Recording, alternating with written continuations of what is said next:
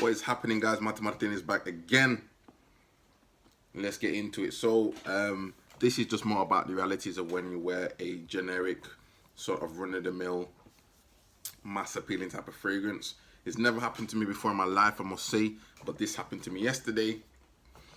And what can you do? Just to quickly share my thoughts. So guys, before I went out yesterday, again, you know, I do DJing and things like that I mentioned before, and I had the choice of wearing, and this is what I decided to. I always enjoy rotating fragrances. I don't want to keep wearing the same thing every single time.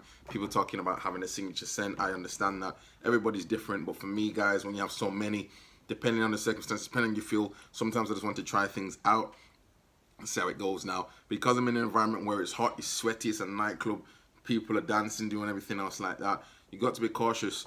This is something I was thinking to wear. Everybody knows what it is. I mean, it's one of those fragrances which is very cardamom heavy, quite spicy. It is a good fragrance.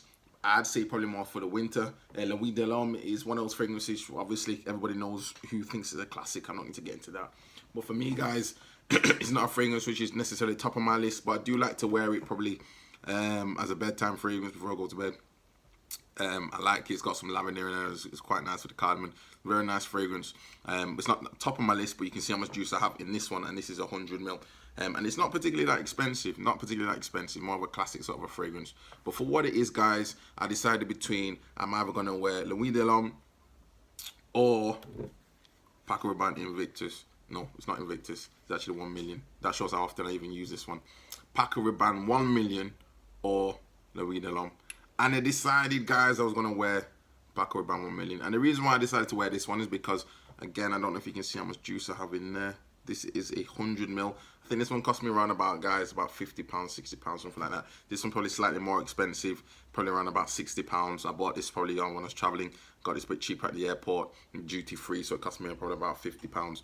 But between the two, guys, for the type of age group and environment, I'm with other DJs, and you know, we're around people who probably have the age group of probably around about maybe 18, 20, going to probably into about probably like early 40s, maybe mid 30s. So it's a bit of a mixed group, and I decided to go with this one. As a DJ, guys, when I'm doing my stuff, I'm getting into my mix, I leave my stuff out in the sense of I like to leave out my fragrance, I like to leave out some chewing gum, and I like to leave out little things that just help me get through the night. And I decided, guys, I was going to do this one. And this was the one, guys, that I went with. And lo and behold, literally as I put this down, the DJ next to me goes, "Oh, you got the same fragrance as me." Pulls out his 50ml. There you go. Then somebody who was walking past next to the DJ booth, "Oh, I've got a similar one as well." Pulls theirs out. They've got 1 million, lucky. And next person walks past, guys. That's the same fragrance I have on. What can you do? What can you do? It's not a negative thing. It's just one of those things in life. Sometimes it's going to happen. I mean, how often are you going to walk down the street and say, "You got the exact same fragrance on as me"? It's not going to happen necessarily, but it can happen. 1 million is a very popular fragrance. People do know what it is. Ladies do like it. Ladies still enjoy it. It's a very difficult one, guys, because when I wore this last time in Germany, there were a lot of ladies saying they like it. A lot of women knew what it was. Some ladies didn't know, but they still preferred this one over the higher level designer fragrances that I had, like, as they say, Creed Aventus. Had them smell a lot, and some ladies were preferring this one. Now, this is a generic fragrance to some extent now. There's so many clones of it, so many copies out there, but at the same time, it's still a staple fragrance. However, you do run the risk, guys, of people smelling like you. You do run the risk of people having the exact same thing. It's not very often that most people are going to be in a nightclub where someone else can say to them, you know, "You're wearing the exact same thing as me." Just because probably the position I'm in as a DJ and I'm around, people always want to stand around the DJ booth, this is what's going to happen.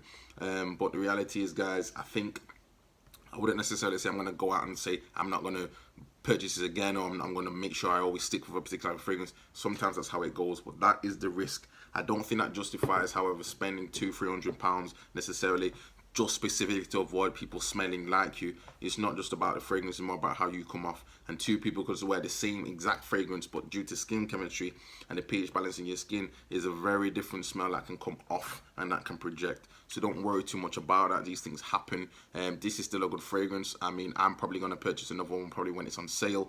It's good to keep one on deck, I think, because it is a beast. It does project. This is supposed to be the EDT version, but this to me projects so much. I mean, I'm getting easily 6 hours on this. This probably lasts me longer than this one, and this one is still a beast in my opinion. So between the two guys, I decided I went with 1 million, and obviously I learned the lesson of what it is when you got one of these fragrances that is pretty accessible to everybody, unless you're really into niche fragrances and you're really spending the time to try and purchase a particular fragrance. Sometimes this is going to happen and people are going to have it. Or maybe you pick up something from Zara, again, cheap fragrance, but there's going to be people who think, oh, it smells similar to, and lo and behold, obviously you're wearing a similar fragrance, guys. So that's just my rant on that one. That's how it goes sometimes. Doesn't mean I'm going to justify going and spending, say, a lot of money just to make sure I don't smell like anybody else. But the reality is, guys, you can smell like somebody else and have still had paid a lot of money.